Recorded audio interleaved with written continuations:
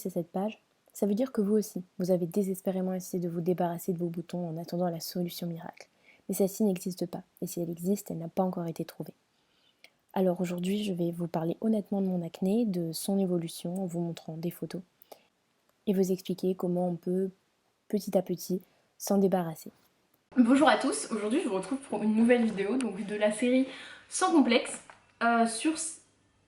Je sais pas si on entend la musique derrière, j'espère pas, bref, mais en tout cas sur du coup les boutons. Donc bon, du coup je reprends.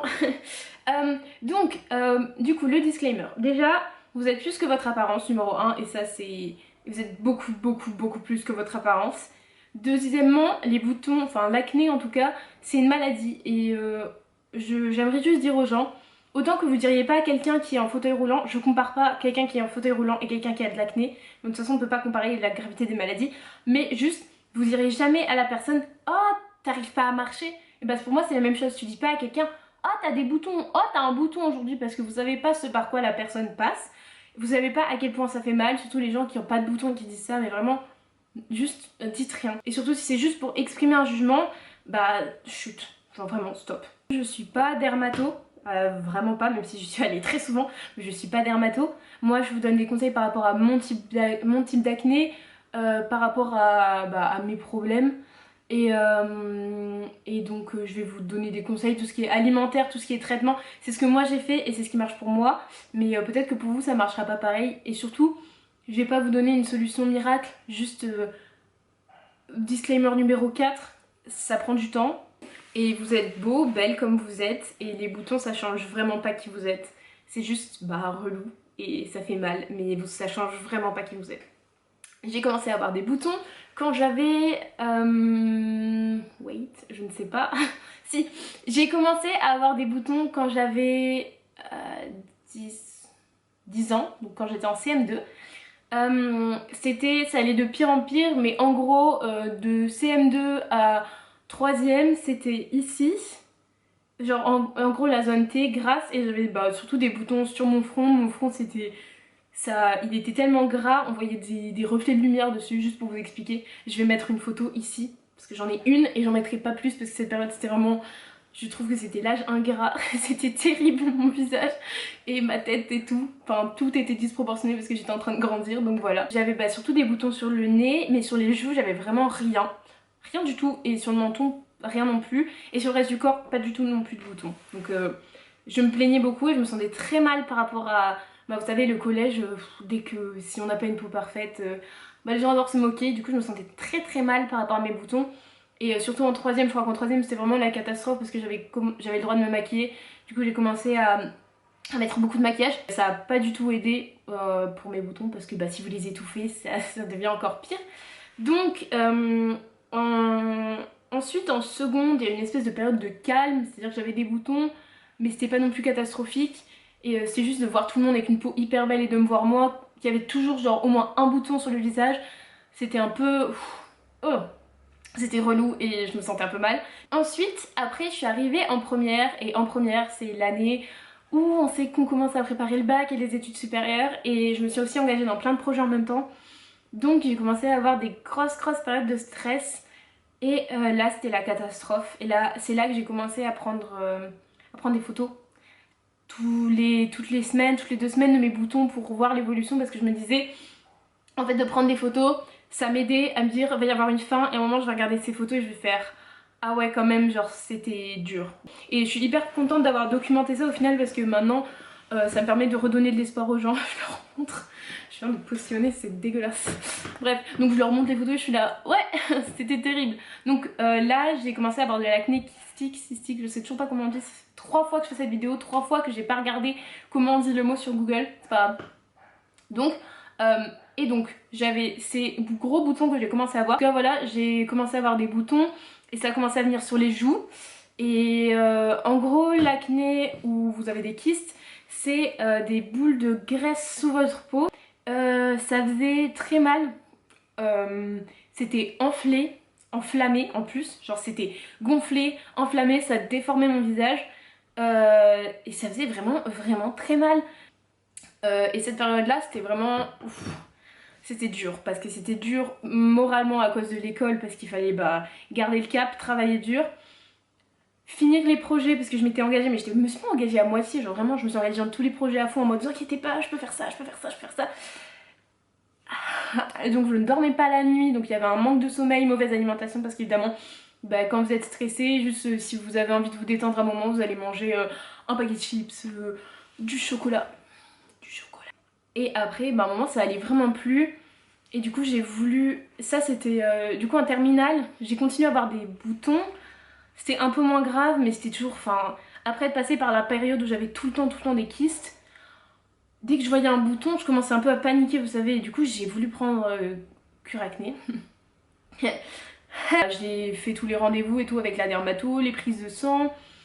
Et mes parents au début ils m'ont rien dit, mais en fait ils m'ont rien dit et ils pensaient ce que je savais pas, ils pensaient que j'allais juste me rendre compte de ce que c'est et arrêter. J'ai pris une fois, un jour, et après mes parents ils sont venus me voir et m'ont dit non mais c'est pas possible, tu peux pas prendre ça.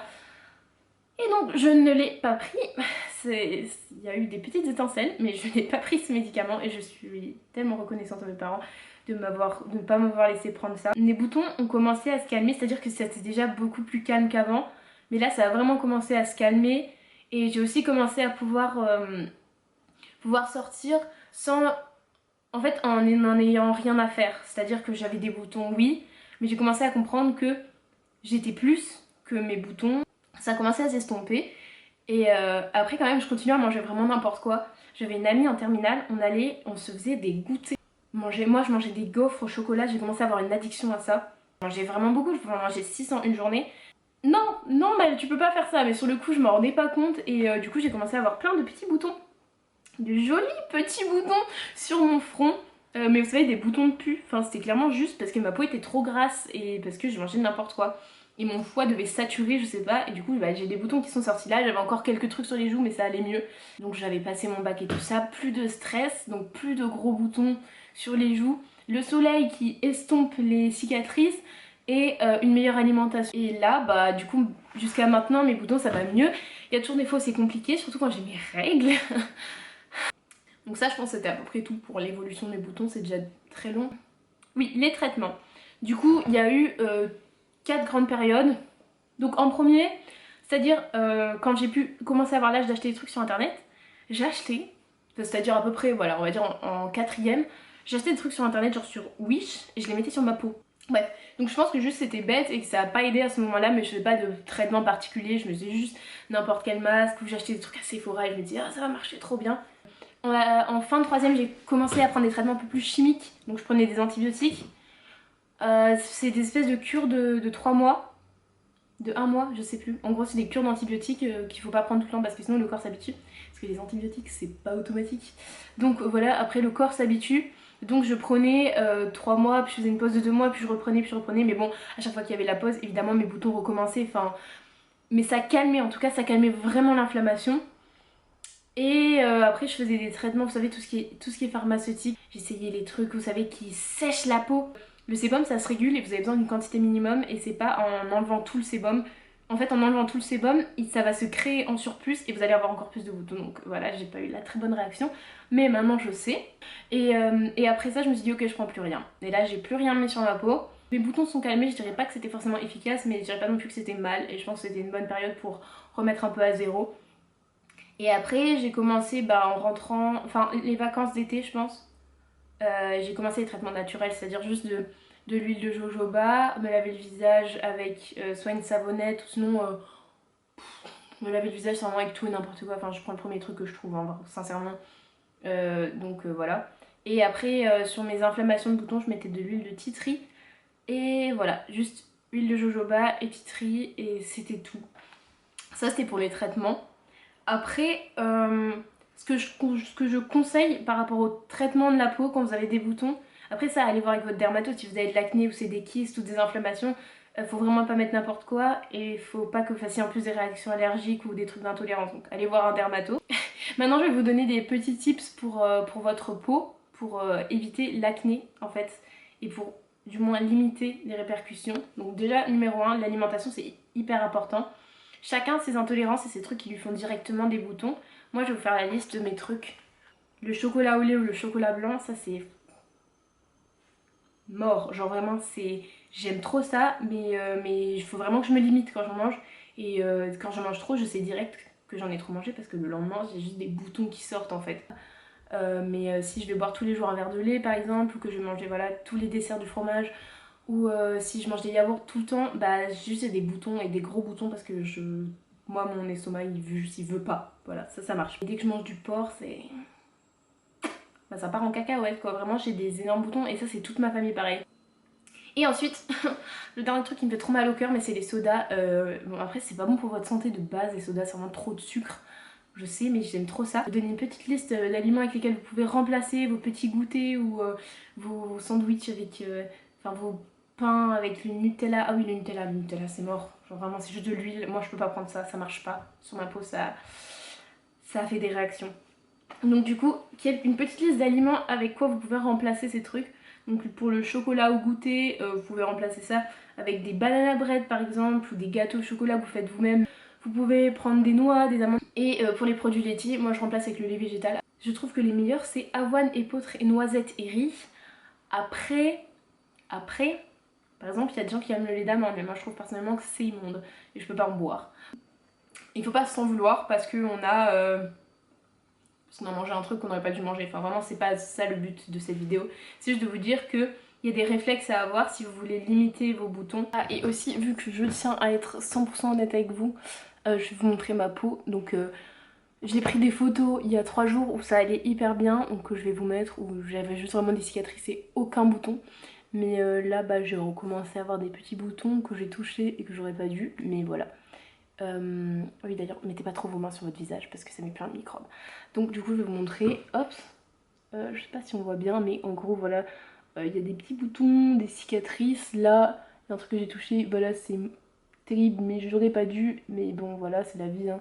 Là il y a des boutons sur mon front, enfin c'est pas 100% parti et je sais pas si un jour ma peau sera parfaite, mais bah j'espère en tout cas, et c'est déjà mieux et maintenant bah juste si j'ai pas trop de boutons c'est cool. Si j'en ai, ça fait mal, c'est un peu chiant. Et si j'en ai pas du tout, bah c'est juste encore mieux. Donc voilà.